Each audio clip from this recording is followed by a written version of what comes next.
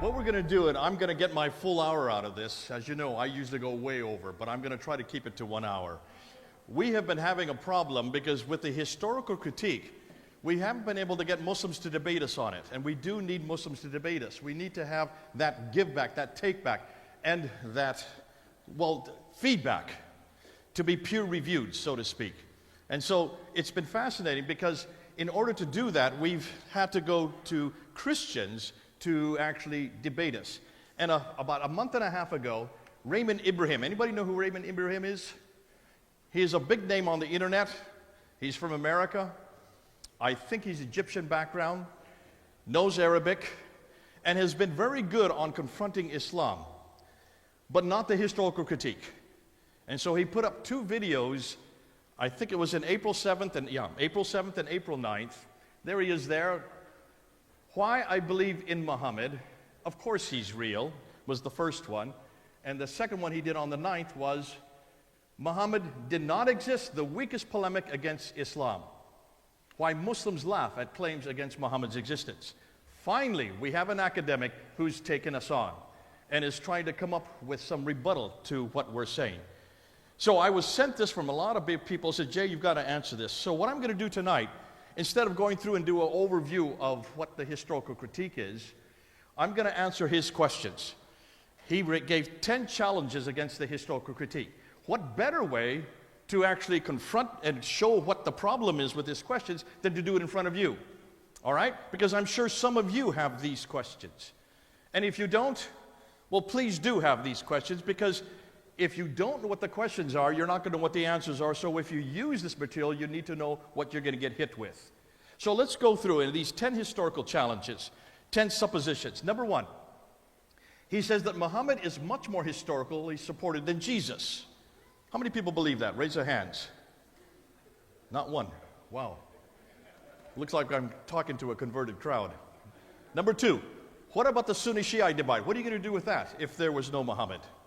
Number 3, there are no incontrovertible proofs of Muhammad's non-existence. There's a double negative. Boy, that's really confusing. Number 4, why would Muslims create such an embarrassing paradigm for themselves? Number 5, Mecca is not an argument against Muhammad. Oh, that's a good one. That's number 6. What happened to number 5? Okay, well, we're missing one. Nothing historical can be really proven or disproven. Well, I can prove something right that's not historical, and that's number 5. Number 8, it all comes down to a matter of faith. Number 9, claims against Muhammad cannot be proven, so are merely academic and subjective. And then number 10, the best response to change Muslim minds is to confront the Islamic traditions. In other words, the internal critique. And he's very good on the internal critique, and so are most people in this audience good on the internal critique. So what he has done, what I want to do is to take each one of those 10, including number 5 that's missing, and try to answer them, respond to them, and then see what Bob does with them in the panel afterwards. So here we go. Muhammad is so much more historically supported than Jesus, yet we accept Jesus' historicity, so isn't this hypocritical? His quote, I find it amazing that whereas Christians rightfully cite Josephus and Pliny and Tacitus as early proof of Christ's existence, in other words, in the 1st and 2nd century, the non-Muslim references to Muhammad, which objectively speaking are even more compelling, since they were all written much closer to their subject's life, in other words, the 9th and 10th centuries, yet are dismissed as irrelevant by those who would make him a figment of our imagination. So therefore, what he's claiming is that Muhammad is far more historically supported than Jesus Christ. And by denying his historicity, we are not only being inconsistent, but possibly dishonest. So, is the historical support for Muhammad greater than that of Jesus Christ? Let's find out. Here's my response. To start with, let's go ahead and see what the Muslims claim so we know what we're responding to. And what the Muslims claim is this. They would claim that Muhammad's empire included that brown area. So just that area there, or, oh boy, I'm going through the thing, right that area there, very small area. Do you see what I'm saying? Just that, not very big. After he dies in 632, it then expands to the orange area. That's the Rashidun period. That's the period of Abu Bakr, Umar, Uthman, and Ali, the 4 rightly guided caliphs, up until 661. Then after the Abbasids come to power in 749, 750, it then expands to the purple area, and it includes all the way from Andalusia, which is Spain today, all the way to India in the east, from Turkey in the north down to Yemen in the south. Now, we're not really interested in the purple area. We're much more interested in the orange and the brown area, and that's the material that I'm going to show where the problems exist. According to their timeline, according to the standard Islamic narrative, what they tell us is that Muhammad was born in 570, that he started receiving the Quran in 610 in Mecca. So he was born in Mecca. It was not till he was 50 years old that he started, 40 years old that he started receiving the Quran. Boy, get my math right. 40 years he started receiving the Quran. In 621, he's woken up in the middle of the night, told to get on the back of the winged horse, and he flies up from Mecca up to Jerusalem, goes up to the seven heavens, and gets the 50 prayers. Hits the fifth heaven, finds out from Moses that's too many, so he bounces back and forth between the seventh and fifth heaven, and brings it down from 45 to 30 to 15 down to 5 prayers, comes back down to Jerusalem, gets on back the winged horse, and flies back down to Mecca. So that's 621. The next year, he then goes from Mecca to Medina with maybe 80 to 200 of his followers. It depends on which tradition you look at. And then in 630, he comes back to Mecca and walks in without firing a shot, takes over Mecca, and then he dies in 632. So that's the life of Muhammad right there, okay? From 570 to 632. Now, Abu Bakr comes immediately after. He only lasts about 2 years before he dies peacefully, fortunately. He is replaced by Umar, who lasts for 12 years. He is killed. But he expands the borders much more so than anybody else during his reign. When he is killed, Uthman takes over. He lasts only 12 years. And while he is on the throne as a caliph in Medina, he then compiles the Quran, and that's 652. He is then killed, and Ali takes over. He only lasts 5 years before he is killed by Muawiyah at the Battle of Siffin. So that is the timeline that they give us. I'm not going through the whole timeline. I'm just giving little bits and pieces just to get the skeleton, all right? What that means is that Islam was fully formed in the Hijaz by 661 according to the standard Islamic narrative. This is what all of you believe. Well, okay, many of you have been listening to me, but before, if the first time you've heard me, this is what you've all been told, right? Just say yes, okay? Be obedient. This is all you've ever heard. This is what every story is. This is what they teach you at school. This is what is in the newspapers. Everybody believes this story for a very good reason. It's the only story out there. That's the only thing you can ever hear. But how do we know the above?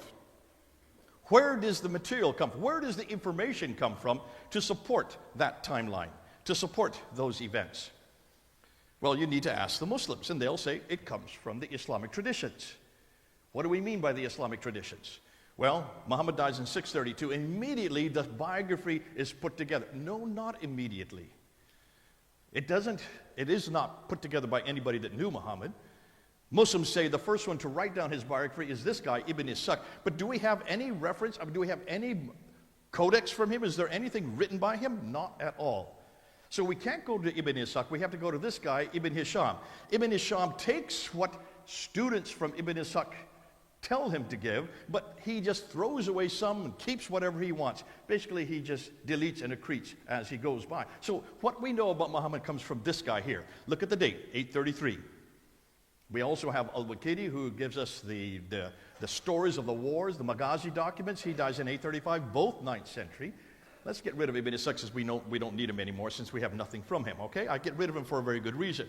If you have nothing for him, you get rid of him. Am I correct? Do you see the criteria I'm using?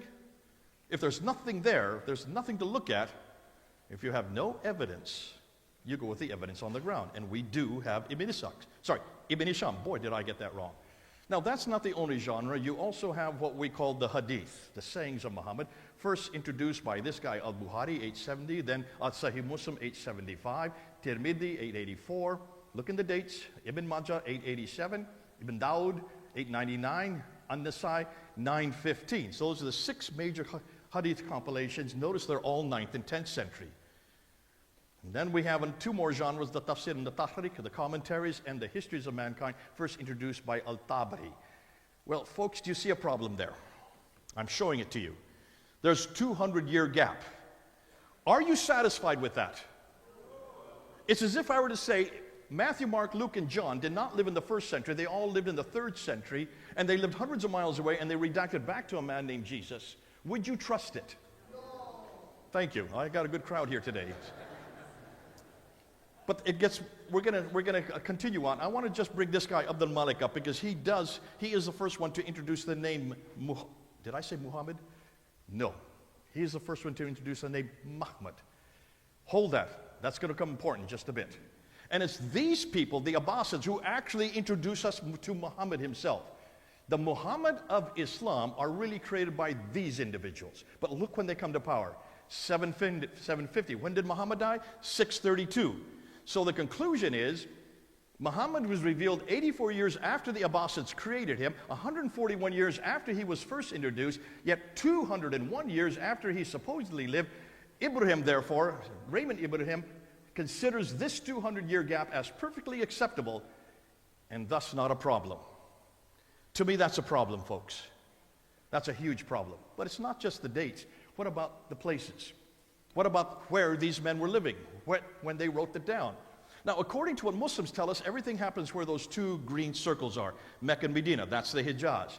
However, all of the writers were writing way up in Baghdad, which is 1,200 miles away. We know that Ibn Hisham, who writes the Sirah, he's the first one to do that. He was born in Basra, grew up in Cairo, wrote in Baghdad. That's 990, 1,200, and miles. I'm sorry I'm not using, you're miles here, so I can use miles. When we come to Al-Bukhari, he's way over in Uzbekistan. He lives in Bukhara, which is 2,600 miles away. Al-Tabari, who writes the first to write the Tafsir and Al-Tahriq, is in what is today northern Iran, in Tabaristan. That's 1,700 miles away. None of these men lived or worked in Mecca and Medina. They were way too far to the north and came from the west and east of Baghdad. I just went out. Oh, there we go. See, even my projector is flabbergasted. Now, folks, what about the historical record for Christianity? Do we not have the same problem? So we need to ask and we need to demand the same thing of both sides. So let's look at the historical record. And let's ask, see, basically because if you look at these 4 genres, the Sirah, the Hadith, the Tafsir, and the Tahriq, those are the same genre we have in the New Testament. The Sirah of Jesus, the biography of Jesus, would be Matthew, Mark, Luke, and John. Right? That's who write down what he did. The Hadith of Jesus would be Matthew, Mark, Luke, and John whenever he spoke. So in some of your Bibles, it's written in the letter red. Okay, so there's the Hadith of Jesus. The Tafsir of Jesus would be what Paul took and wrote for each church, the commentaries on what Jesus said in Philippi, in Ephesus, in Corinth. So that would be the Tafsir of Jesus. And then the Tahriq would be the history of the early church. Well, that was done by Luke in the book of Acts. So there's the same exact 4 genres that we have in the Islamic traditions. Like with like, okay? So let's look and ask, when were they written down? Here we go. So the first is the Tahriq, which would be the book of Acts. Now, I'm going to step on a lot of your toes. You're not going to agree with these dates.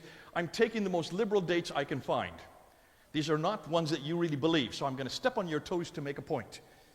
So the Tahriq of the book of Acts, written between 52 and 62 AD by Luke. So that's within 20 to 30 years of Christ's death. You have Paul's letters were written between 48 and 65 AD when he was killed. That's within 50 to 34 years after Christ's death. The first Sirah and the first Hadith written by Mark is at 70 AD. That's 37 years after Christ's death. You get 2 more come from Matthew and Luke in 80 AD. That's 47 years. And then you have the final Sirah and the final Hadith. It's 57 years, which means between 29 and 50 years of Christ's death, we have the entire Sirah, Hadith, Tafsir, and Tahriq of Jesus. What's more, all of these writers lived in the same place Jesus lived. And they either knew him personally, like John and Matthew, or they got the material from others who did know them, like Mark and Luke. Therefore, they're much closer to the event and also at the same time. When you do a comparison between these two, notice that we have everything about what Jesus did, said, and how Christianity began within 60 years of Christ's death. Islam has nothing for 200 to 300 years. Which is the most authoritative? Coming and going, we have them on this. Well, I don't know what Raymond Ibrahim is reading. If we had to depend, and this is what I would say to Raymond Ibrahim, as a comparison, if we had to depend on sources for Jesus, compared to what Muslims are dependent on for Muhammad, Jesus would not begin to appear until the 3rd century. How would we defend him? with statistics like these, how can Ibrahim suggest that Muhammad is much more historically supported than Jesus? But which Muhammad is Ibrahim talking about? Which is the Muhammad he's referring to? The Muhammad of Islam, he's referring to, require 4 things. To be the Muhammad of Islam, he must have used the name Muhammad, that word right there. There it is, mimha, mimdal, with a dama, fatah, and a fatah. You have to use that word to get Muhammad, right? So it has to be that name that we're looking for. Secondly, he must live in the city of Mecca. There it is. You must have a place called Mecca for him to live, because he was there from 570 to 622.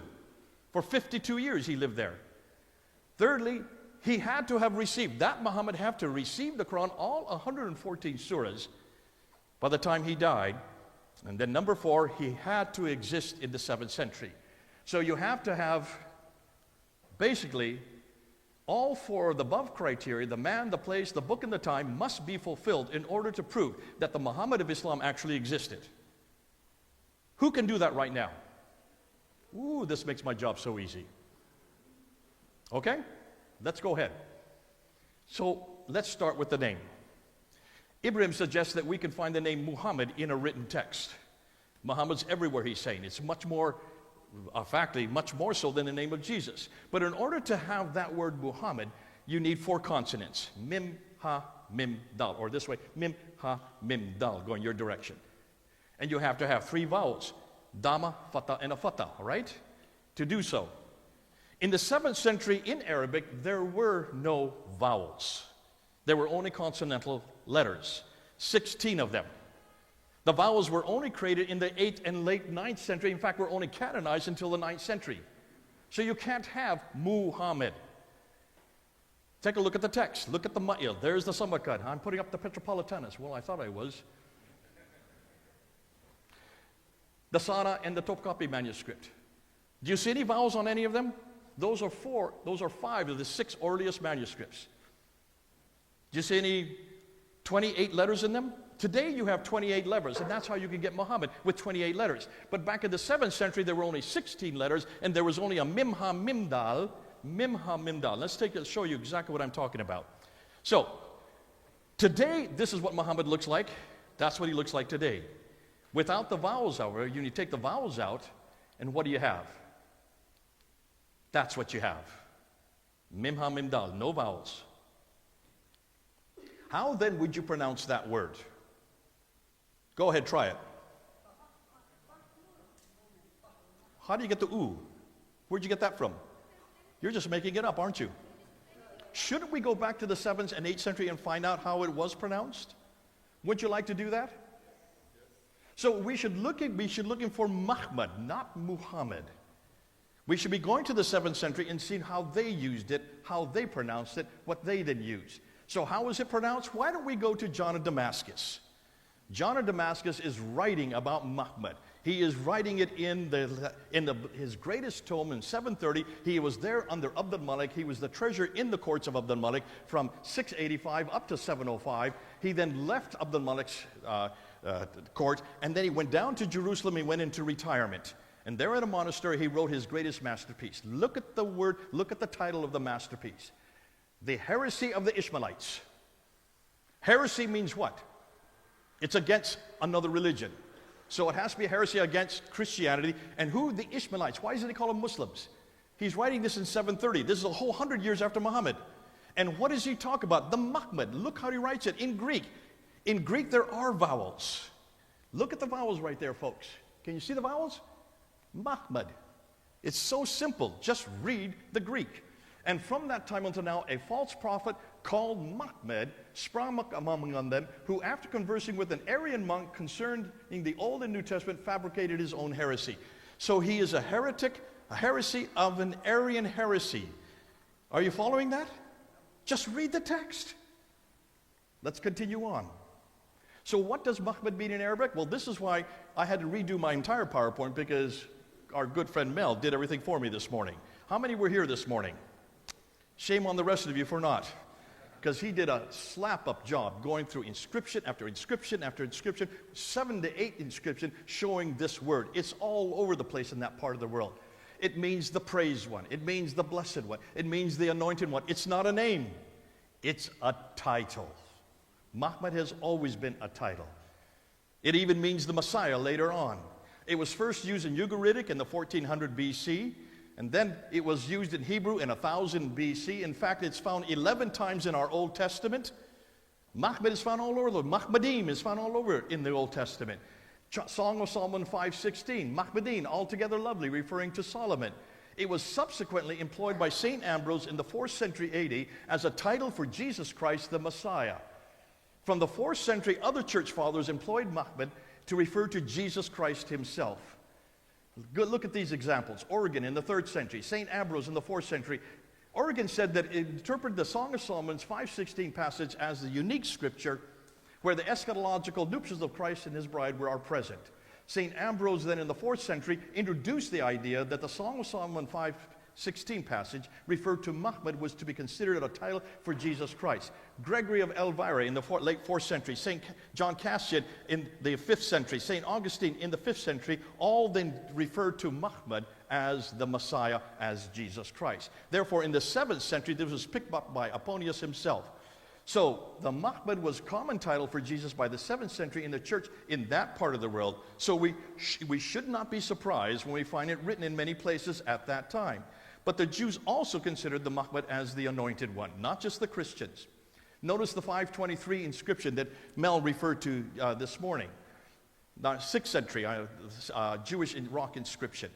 Found in Yemen, what is today Yemen. It is part of the Jewish Himyaritic inscription dated to 523. And the translation is Rab Had Mahmad. But take a look and see the word. There it is. I'm going to make it out for you. Can you see the Mim Ha Mim Dal? This is Sabbaic Arabic, but it's still Arabic. It's just written with a different script. Interestingly, this would be the script that the Quran should have been written in. Does that look like the Quranic script? Ooh, That is not the Quranic script. Oh, I love this. That is Sabbaic script. Yet it's still Arabic, and yet it's way down in Yemen. So, Muhammad means praised one, blessed one, anointed one, even Messiah. It was always a title introduced by the Ugaritic, borrowed by the Hebrews. It's right through our Old Testament, subsequently employed by St. Ambrose as a title for Jesus. The Jews also took it from the 6th century on, referring in. There are 7 to 8 inscriptions that Mel introduced this morning, showing it over and over and over again. Muhammad is both there for the Jews and the Christians. By the 7th century, the Christians used Muhammad to refer to the returning Messiah, who is going to come a second time, while the Jews used Muhammad to refer to the Messiah yet to come, and at times interchanging it with Messiah. Conclusion? Therefore, the term Muhammad was well known in that part of the world and at that time, but it was not pronounced as Muhammad. That is how we pronounce it today, and that has been our problem. Even Mel made that mistake this morning. How many times did you say Muhammad? I almost jumped up and said, would you shut up and stop calling him Muhammad? It's always been Muhammad. Read it as it should. And that is why there's so much confusion, and including why Ibrahim is so confused. Knowing that, let's now look to see exactly when his story was created within Islam itself. Now here it is. Remember, I've just been telling you that everything we know about this man Muhammad, everything that has happened with him, everything we know about how Islam began, it was written down by these men in the 9th and 10th century. I lied. I didn't mean to. I didn't know I had lied. But something has happened in the last 2 years. And the man who's done all the work just walked out about 10 minutes ago. Pat Andrews. Who all of you know who Dr. Pat Andrews is? Just raise your hand. There's his son right there. Dr. Pat Andrews is one of the best men I know in the world today, who is actually going and researching. When you ask him to do something to research, he will give you an 83-page document the next day. I kid you not. The guy is voracious. The guy is amazing, the ability he has. And for the last 2 years, he has been going out and trying to find out where are all the antecedents. Well, not the antecedents, where are all the extant manuscripts? All the extant manuscripts for the Hadith, for the Sirah, for the Tafsir, for the Tahrir. Where did Ibn Hisham, where is his manuscript? Because if you don't have a manuscript, then you can't say it comes from Ibn Hisham, right? Did you see me get rid of Ibn Ishaq? We don't have his manuscripts, so you get rid of him. So where is Ibn Hisham's manuscripts, folks? Why haven't we asked that before? Where is Al-Waqid's manuscript? Where is, well, let's start with all of them. Bukhari, Muslim, Dawud. Tirmidhi, Majah, Nisai. What about Al-Tabari? Where are any of their manuscripts? That's all we're going to ask. What Muslims will do is they'll take off this book, and they'll take off this book, and they'll take off this book, and they'll give you reference after reference after reference. Oh, here is Majah, here is Nisai. And they all say that these are all 9th and 10th century manuscripts. Boy, do they lie. Don't trust them, because they have no idea. You say, could you tell me, can you prove it? And they'll look up the front and say, printed in 1977, printed in 2015. But they have no idea what the original manuscripts for any of those are. So we decided to do, or I should say Dr. Pat Andrews for 2 years has decided to do just that. And what he did is he went back to the original manuscripts. Now remember, manuscripts in the 7th, 8th, 9th, and 10th and on route were all written on vellum. We don't have the original manuscripts for our Matthew, Mark, Luke, and John because they are written on papyrus. Papyrus are interlocking leaves that disintegrate within 100 years. So we would not expect to find our original text. Muslims cannot make that excuse, because every one of those guys that I put up there, Ibn Isham, Al-Waqidi, Bukhari, Sahih Muslim, all of them, they were all working in the caliphal courts. They were with a very wealthy caliph. Caliphs do not use papyrus. They use parchment. They use vellum. They use animal skins, which would be just as resilient today as the day that they were written on. So they cannot make the same excuse that we use. Don't let them get away with that. So what I want to do, and what we decided to do, let's go back. Let's find out what we know about these extant manuscripts. Let's go to the Sirah, his biography. Let's go to the Hadith, his sayings. Let's go to the Sahaba codices. This is the new one they're throwing at us. Who are the Sahaba? The companions of the Prophet himself. Let's go to the Tabi'un. Who are the Tabi'un? Those are the ones who get it from the Sahaba. So they're the second generation. So the Sahaba for us would be Matthew and John. The Tabi'un would be Luke and Mark. Okay, do you see the parallels?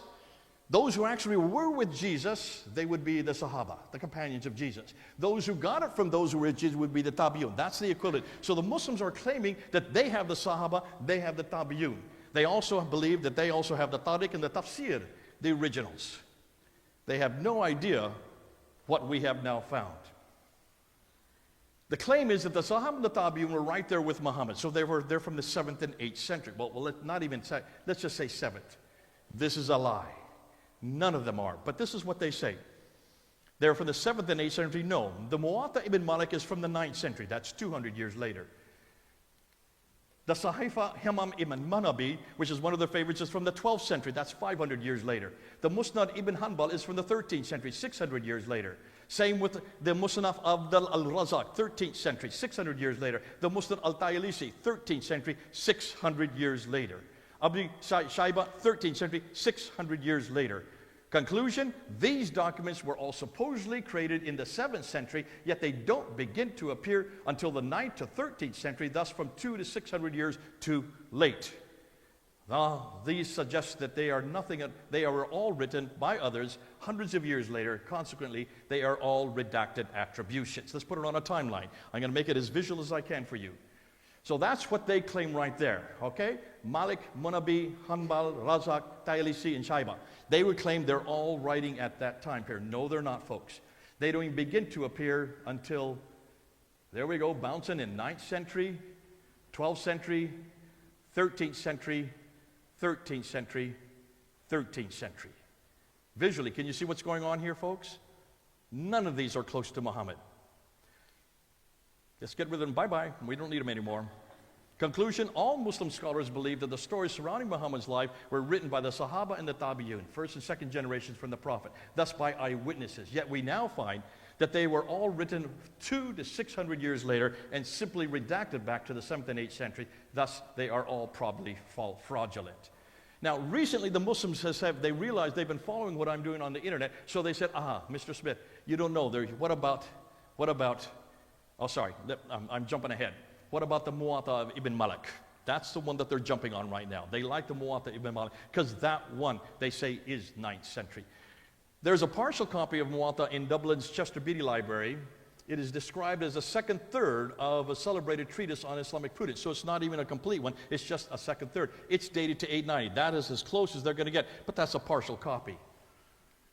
The full copy of the Muwatta is dated to 1030 AD in the Maghrebi Andalusian province. So the earliest copy you can get is 1030. That is the 11th century, folks, for the complete copy. Most importantly, the Muwatta is only about rules of jurisprudence and not anything about early Islam. So it's not part of this discussion. It doesn't tell us who Muhammad was or what he did or what he said or how Islam began. It's all about Islamic law, which of course we know existed in the 9th century because it's straight Roman law. Patricia Crone shut that one down in 1987. Let's continue on. So throw Muawiyah, but hold on, let's go back to the timeline. Let's put Muwatta where it belongs. So they always said it belonged there, right, with the other ones, hugging up against the other ones.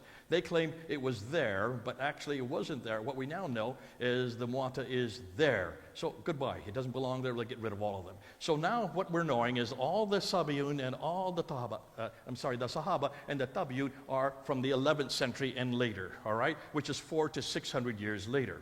Now let's go then and let's look at the Sirah. This is the biography of Muhammad that everybody must know to use to know what Muhammad did. And it all comes from that book there. That's the book you all use. If you haven't, get it, because that's this classical book. You don't have to take pictures of Francisco. I'm going to give you the PowerPoint, so you get it all. Sit down, because he doesn't need to do that. Folks, you will get the PowerPoint for all of this, all right? Let's go through and let's go look at the 36 different biographies that existed. But the man that wrote that put it together was this man here, Heinrich Ferdinand Wustenfeld, between 1858 and 1860. He is the one that actually wrote it down. And then it was translated into French and English and sanitized by Guillaume later on. Now, the man who Muslims are dependent on to know who their prophet is or what he did is an elderly German linguist who wrote Muhammad's story 160 years ago, thus over 1,000 years too late. But where did he get his material from? You want to know where? From 6 manuscripts. Now, what Muslims say is he should have got it from these 2 manuscripts, Ibn Hisham and al-Waqidi. Didn't I just get saying that about 10 minutes ago? Shame on me. I was wrong. There is no Ibn Hisham manuscript. We can't find anything from Ibn Hisham. We can't find anything from al-Waqidi. In order for him to write his biography that we all use today, he had to go to this manuscript, the Fez manuscript in Morocco, 1063, the British Library manuscript, 1278, the Bodleian Library manuscript in Oxford, 1324, the Dublin manuscript, which is 1331, the Bibliothèque Nationale manuscript in Paris, which is 1420, and most importantly, to the SOAS Library manuscript, which is 1589. Do you see a problem there, folks? Immediately you can see a problem.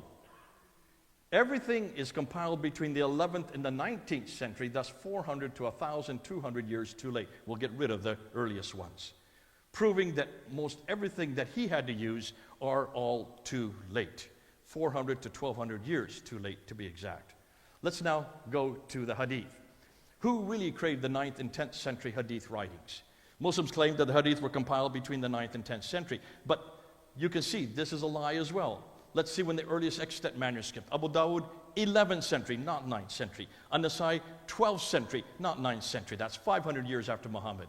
Ibn Majah, 13th century. That's 600 years after Muhammad. Jami' al-Tirmidhi, 14th century. That's 700 years after Muhammad. Now, are you ready? The 2 most important, here we go.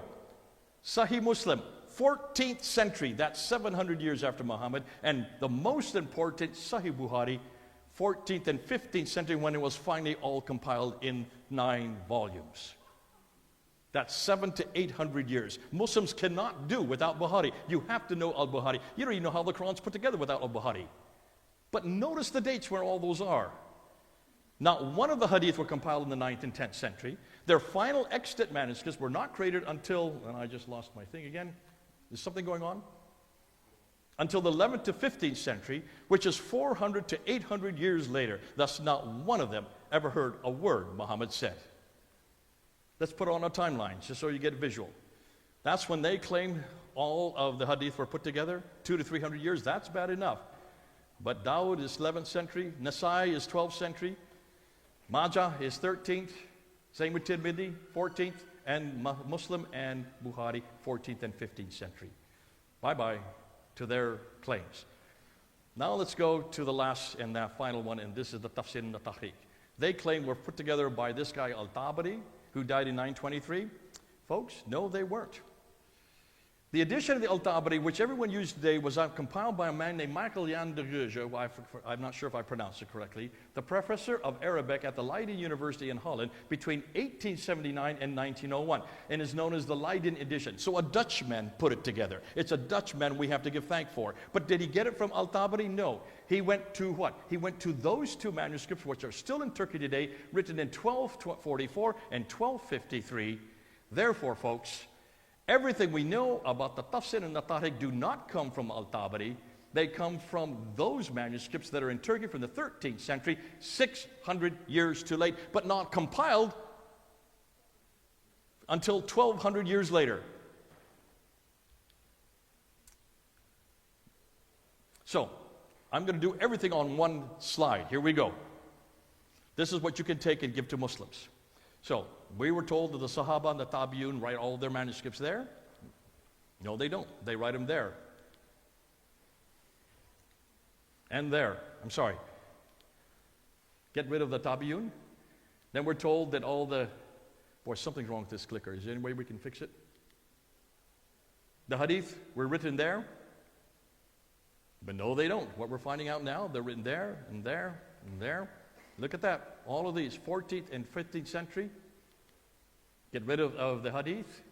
We're told that all of the Sirah are written 9th century. No, they're not. They all come in the 11th to the 15th century. Bouncing in. Way, way too late.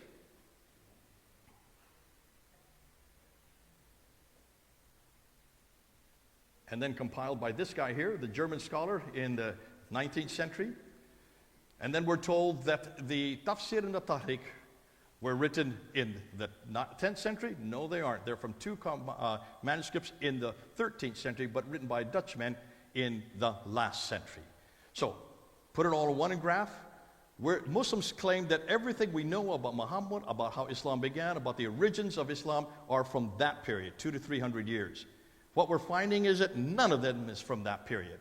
They all start to be introduced after the 11th century. So let's put a big X there. There's nothing from that time period. So how can our good friend Raymond Ibrahim, say that they know who Muhammad is or how Islam began, when you have nothing for 400 to 900 years after the fact? There it is all in one slide. Now, before we get too proud, we as Christians have the same problem. We do have documents that are much later. The Gospel of Thomas, the Gnostic Gospel, the Gospel of Judas, the Gospel of Barnabas. These are Gospels that are written much later, folks, and they're all written by Thomas and Judas and Barnabas. How many people believe that Thomas, Judas, and Barnabas wrote any of them? And why is it you don't believe they wrote them? Well, just look at the content to begin with. They completely contradict. But look and see when those documents were written. They're all written in the 2nd, 3rd. The Gospel of Barnabas, goodness sakes, that was written in 1634. Redacted back to someone named Thomas. Redacted back to Judas. Redacted back to Barnabas. But none of us use them in any of our seminaries or Bible school. Why? Because they're written so late.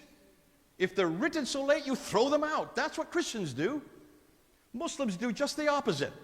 They take the latest stuff, they take the latest material they have, which is from the 11th to the 16th century, written in the 18th and 19th century. They use that material and forget about the earliest. Because why? Because there is nothing early. Like with like, do you see why we are so much way farther ahead of them? What does this all mean? We're not suggesting that there never was someone named Ibn Hisham or Al-Waqidi or Al-Bukhari or Sahih Muslim or Tabari. I'm not saying that. There could very well have been those individuals, or any of the other traditional writers. These men could very well have lived in the 9th and 10th centuries. I'm willing to say that, which were they're attributed. Thomas and Judas and even Barnabas were very real men who were historical characters in the early church and well respected. And that was why the later compilers attributed their works to them in order to get authority for them.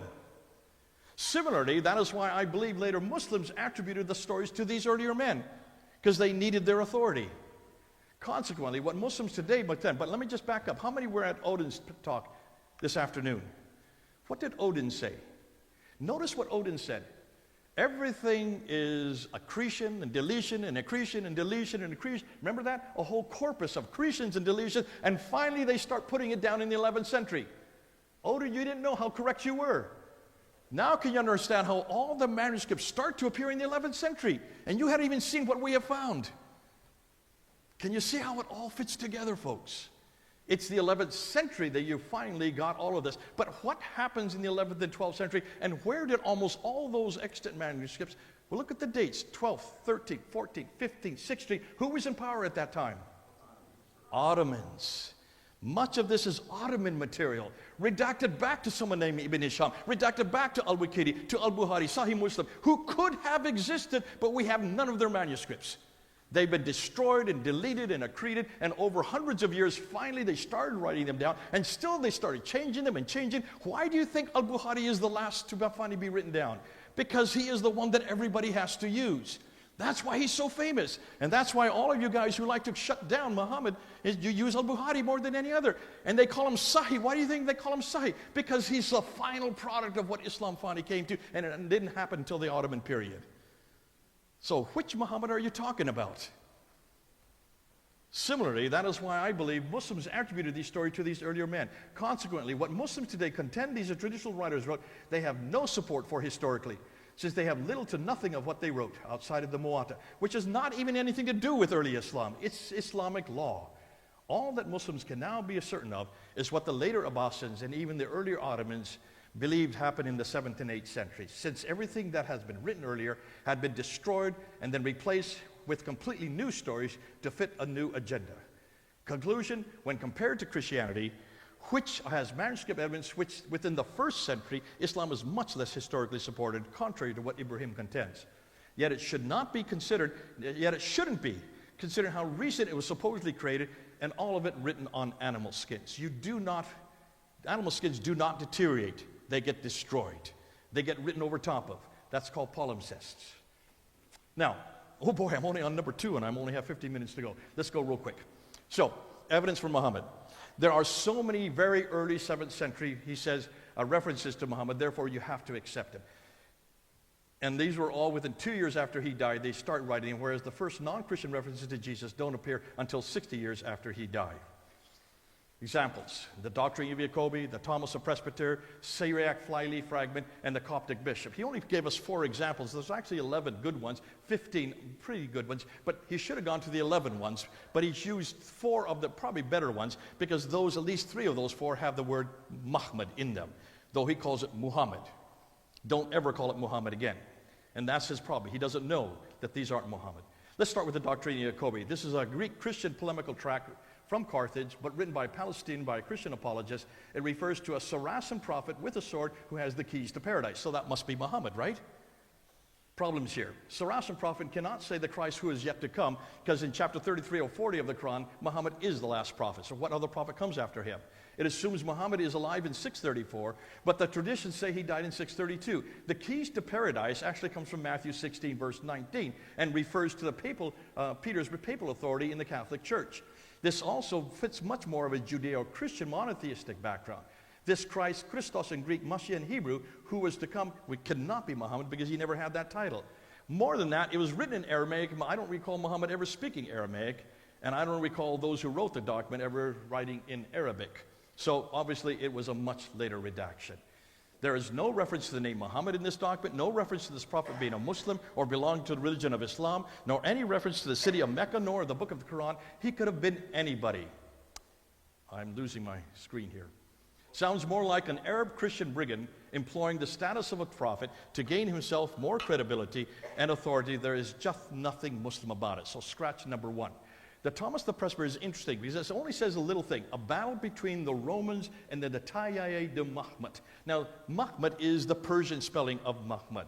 Notice this ends with a T. Am I right?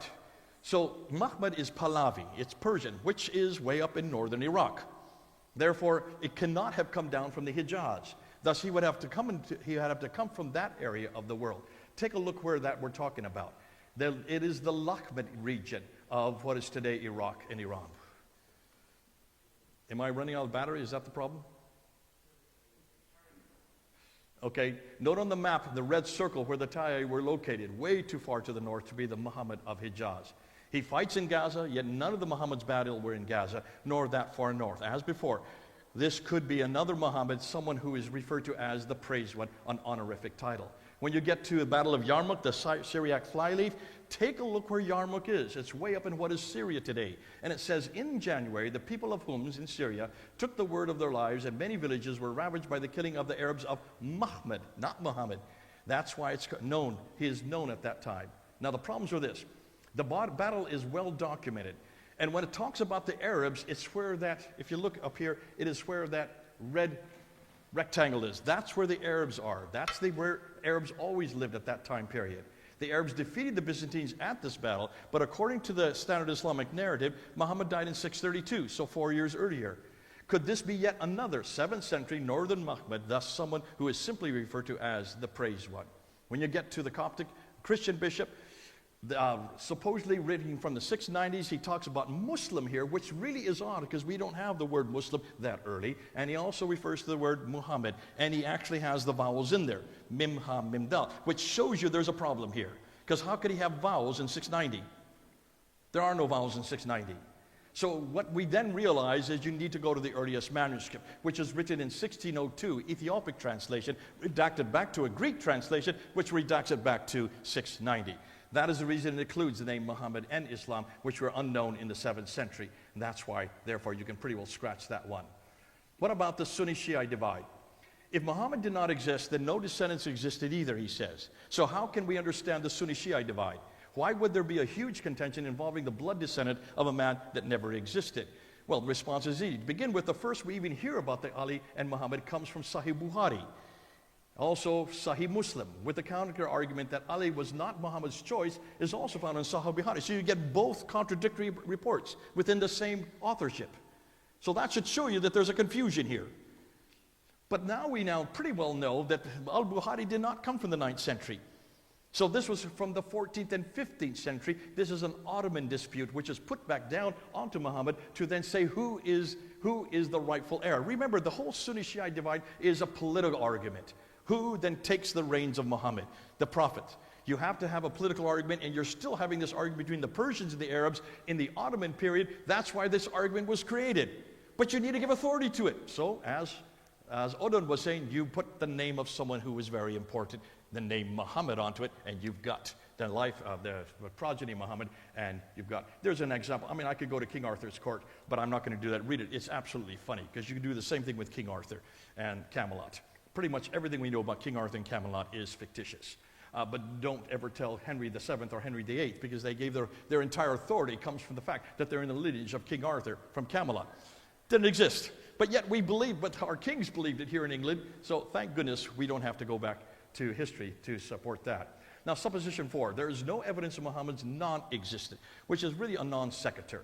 The person claiming that someone does exist bears the burden of providing evidence to support that claim, not me, so I don't need to do that.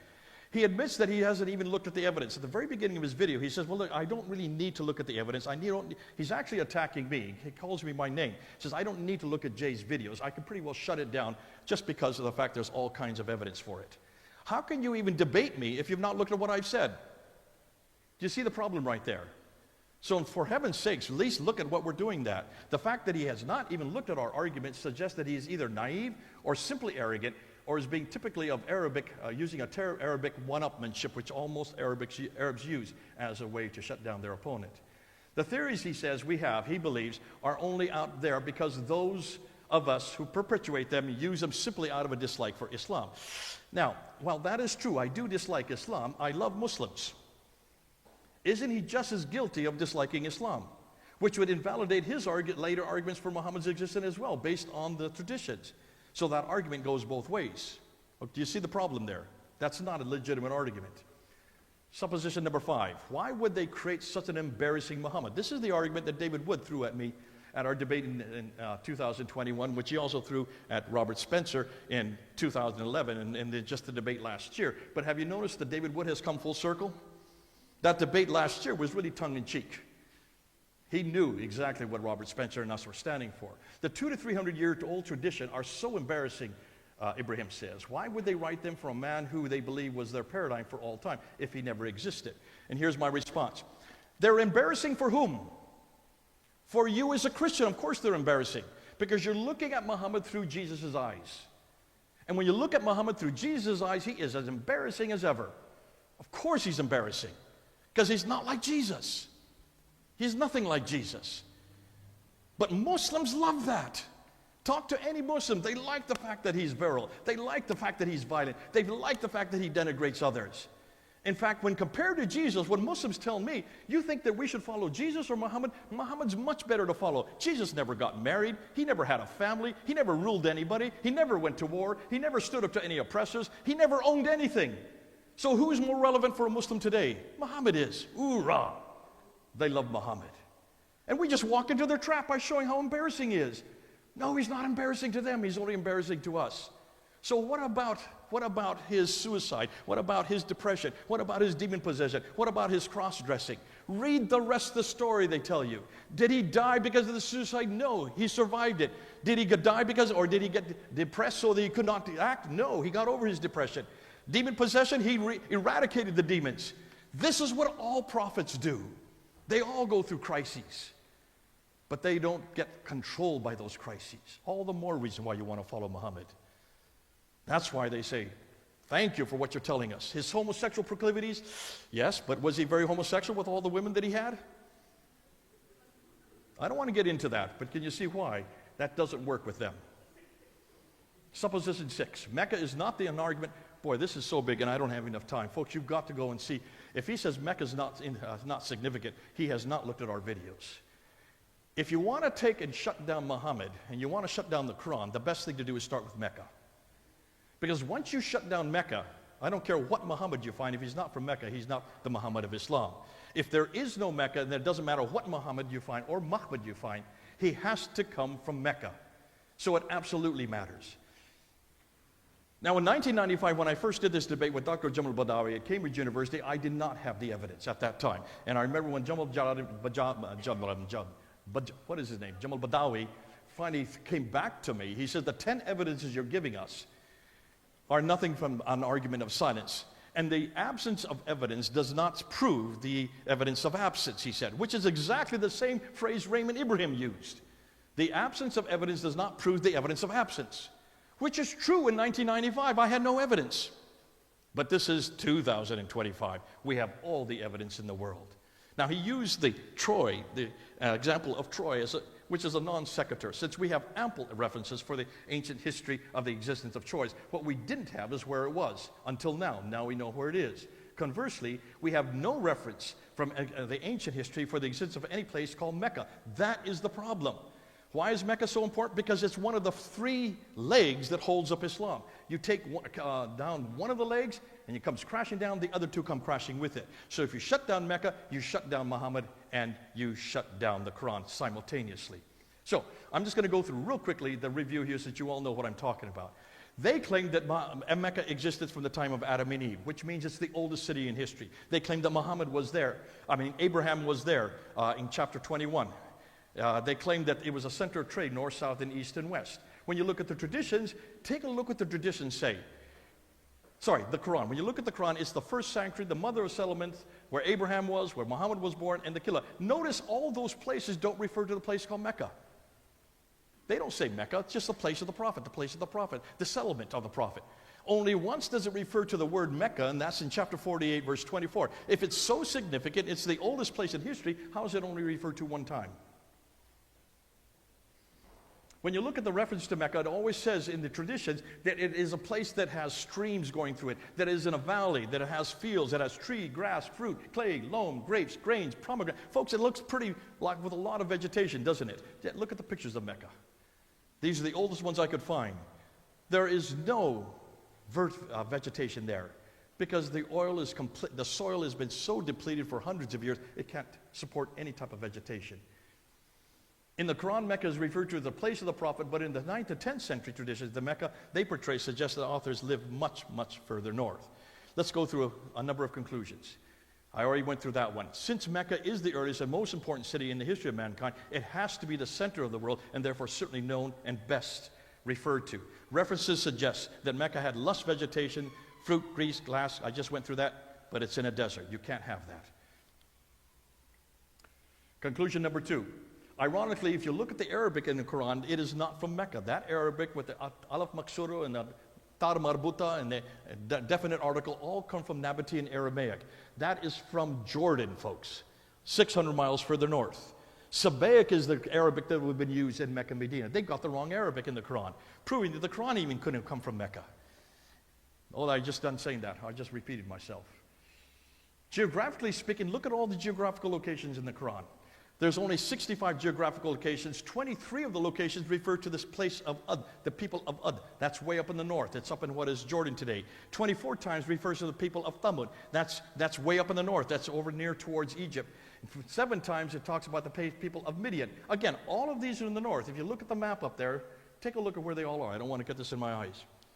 They are all way up here, but Mecca's way down here, 600 miles further south. So geographically speaking, whoever wrote the Quran didn't live in Mecca. Interestingly, the 7th century Arabs called themselves Ishmaelites or Hagarenes or Mahajurun or Magharites and were called Saracens. Look at the root of every one of those words. They are in the line of Ishmael, the line of Hagar, the line of the Mahajurun, the people of Hagar, the Magharites, the place of Hagar. These are all Ishmaelites and Hagarenes. Why don't they call themselves Muslims in the 7th century? That should tell you that we're talking with the wrong people. It is where Muslims contend that between 70 and 300 prophets were buried. Yet look at all the construction going on in Mecca today with all those deep foundations, and they can't find one of them. It seems that the Saudi Arabians know this, and that's why they're cementing everything up, and that's why they're building 62 skyscrapers there around the Kaaba, because they don't want anybody to see what we now know. When Dr. Patricia Crone wanted to find out if any of the civilizations had heard about this place. So she went to the Assyrians, she went to the Persians, she went to the Romans, she went to the Babylonians. This woman reads and writes 15 languages. So she went to the original documents for all these different civilizations. She could find one reference to Mecca. So then she decided to get a little bit closer. What about people close by? So she went to the Savaites, she went to the Himyarites, she went to the Kindarites, she went to the Qadarites, she went to the Nabateans, and she went to the Nubians. All of those were just surrounding Mecca. She went and looked at all of their documentation from the 2nd, 3rd, 4th, 5th, 6th, up until the 8th century. She could read all their documentation. She's the only one in the world that can do that. She was head of a department at Oxford University when she did this. She couldn't find one reference to Mecca in any of their documentations. So the suggestion was because Mecca was just too insignificant. That's why no one had heard of it. So she decided to go one step further and look at all those oases that are surrounding Mecca that are not significant. And that includes Najran and Sana and Taif and Khaybar and Tabuk and Gaza, all of these insignificant settlements. She found reference after reference to every one of them all the way back to 300 BC. But nothing for Mecca. Can you see what's happening here? She wanted to find out if Mecca was on the trade route, because that's what all the traditions say. It's on the trade route. She went through every one of those trade routes, from Sana to Najran to Taif, to Tabuk, Yathrib, forgot about Yathrib, Tabuk, and all the way up to Gaza. And she noticed that there was no reference to Mecca on any of those trade documents. Nothing at all. So she went to the Red Sea document. She went to the Red Sea because she found out the Red Sea is where all the trade went. And so she went and looked at all the documents for the Red Sea. Nothing went through Mecca. It all went to the African coast. And the reason it went to the African coast, one word. Anybody know what the word is? Water. They had water. You need water to live. So she decided, well, where's the first reference she could find to Mecca? It was not till 741. That's the 8th century. And it's located in Turkey. So she went to all the geographical locations found in Ptolemy's writings in the 2nd century. And she looked at all the documents that he wrote, all the places that he put together, all the mountains that he referred together. She couldn't find any reference to Mecca. All the maps, all leading up until 900 AD, that's the 10th century, no map had Mecca on it at all. The reason is very simple. No water. No water, no food, no people, no town, no towns, no cities, no civilization, no history. It's as simple as that. How long did it take me to say that? 5 seconds. And you could do the same thing. Anytime people talk about Mecca, just shut them down with that simple meme. No water, no food, no people, no town, no towns, no cities, no civilization, no history. Now, despite that, Muslims have come back and said, well, what about the Zamzam well? Take a look at the Zamzam well. All of the water that comes out of the Zamzam well is only as big as that you see right there, 30 feet across, 50 feet down. That can supply 4 million people with water during the Hajj? 30 feet across and 50 feet down? No. We did a study on it, and we found that there are pipes going into the well, pipes coming out of the well. Follow the pipes. They all go down to these desalination plants. Not from Allah, as Muslims claim. I know, we need to stop there. Not from Allah at all. They're put together by Bechtel Corporation, Kansas City. We supply all the water for them. Thank God for America. Okay, I'm going to end with this. Now, folks, certainly someone, somewhere, at some time, should have known about the city, yet no one, anywhere, nor at any time has, proving that it has never existed at the time of Muhammad, nor during the early Islam. So if Mecca did not exist, then where did both Muhammad and the Quran come from? That's next, but we've got to stop there because we've got a panel, and now we're going to see if Bob can shut me down, because Bob has said that he's going to shut all of us down. Do you think he can do it? God bless you. We'll see you. Take a little break and we'll be right back.